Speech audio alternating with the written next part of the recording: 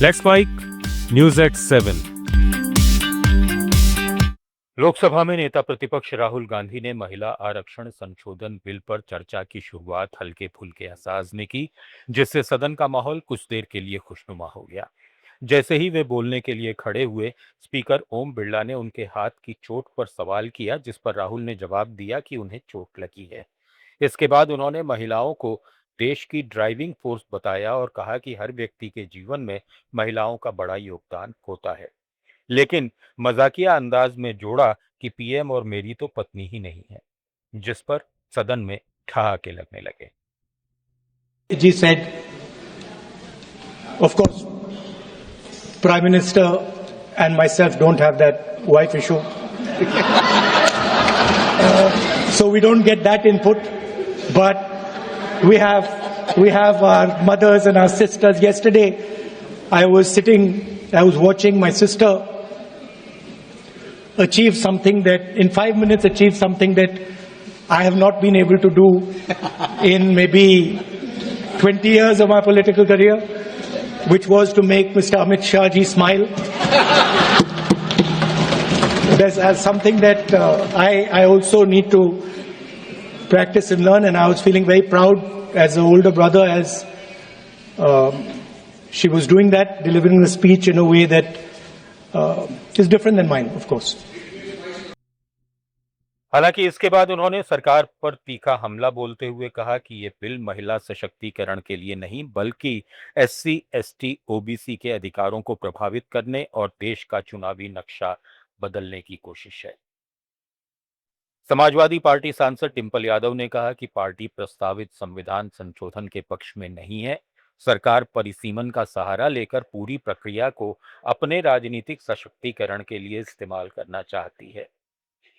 डिंपल यादव ने यह भी स्पष्ट किया कि समाजवादी पार्टी 2023 में पास हुए महिला आरक्षण बिल के अनुरूप ही इसे लागू करने की पक्षधर है। बिल पे मतदान होना है, आपकी पार्टी का क्या स्टैंड है? पार्टी का स्टैंड यही है कि जो संशोधन चाह रहे हैं संविधान में, इसके हम पक्ष में नहीं हैं, क्योंकि कहीं ना कहीं डिलिमिटेशन का सहारा लेकर ये लोग जो पूरी प्रक्रिया है उसको अपने सशक्तिकरण के लिए इस्तेमाल करना चाहते हैं। जो महिला आरक्षण बिल 2023 में पास हुआ था, उसके अनुरूप समाजवादी चाहती है कि ये लागू हो, जहां पे पहले आप सेंसस कराएंगे, यानी कि जनगणना कराएंगे, उसके बाद डिलिमिटेशन का प्रोसेस कराएंगे और उसके बाद आप सीट से सर्व करके महिलाओं को उनका अधिकार दिलाएंगे। सरकार नेशनल कॉन्फ्रेंस के अध्यक्ष फारूक अब्दुल्ला ने कहा कि सरकार को भरोसा था कि उसे 2/3 बहुमत मिल जाएगा, लेकिन ऐसा नहीं हुआ। अब सरकार पुराने बिल को फिर से लाने की सोच रही है। संविधान संशोधन के लिए 2/3 बहुमत जरूरी होता है, जो सरकार के पास नहीं है। साथ ही परिसीमन की प्रक्रिया पर सवाल उठाते हुए उन्होंने इसे गलत बताया और कहा कि सरकार को जनता की आवाज सुननी चाहिए। एक और रात को सोच वही पुरानी बिल जो है, जो पास हुई है 2023, उसको लाए। सेक्रेटेरिएट भेजा पार्लियामेंट्री में, उन्होंने कहा साहब ये बिल जो है ये 2/3 मेजोरिटी है। वो कहते हैं जी 1/3 ये सिंपल मेजोरिटी हुई है, because it's a constitutional amendment bill, इसका 2/3 मेजोरिटी जरूरी है। वो उनके पास है। अब ये क्या करेंगे क्या नहीं करेंगे वो तो खुदा जानता है, मगर सही बात तो ये है कि लोगों में तशवीश है, ये गलत है, ये तरीका गलत है। अल्लाह करे कि इनको वो होश आए और लोग। सुप्रीम कोर्ट ने कांग्रेस नेता पवन खेड़ा को राहत देने से साफ इनकार कर दिया है। कोर्ट ने उनकी ट्रांजिट अग्रिम जमानत बढ़ाने की याचिका खारिज करते हुए उन्हें असम की सक्षम अदालत का रुख करने को कहा है। ये मामला मुख्यमंत्री हिमंता बिस्वा शर्मा की पत्नी पर की गई कथित आपत्तिजनक टिप्पणी से जुड़ा है, जिसमें असम पुलिस ने मानहानि, जालसाजी और आपराधिक साजिश के आरोप लगाए हैं। सुनवाई के दौरान अदालत ने खेड़ा के आचरण पर भी सवाल उठाए और कहा कि गलत दस्तावेज दाखिल करना मामूली गलती नहीं है।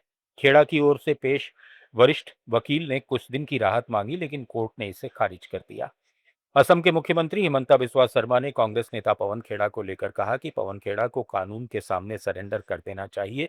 जितना वो कानून से दूर भागेंगे, उनके लिए मुश्किलें उतनी ही बढ़ती जाएंगी। न्यूज एट 7 में फिलहाल इतना ही। बने रहिए लेट्स माइक के साथ। आप सुन रहे थे let's mike more than radio. Follow कीजिए हमें हमारे सोशल मीडिया प्लेटफॉर्म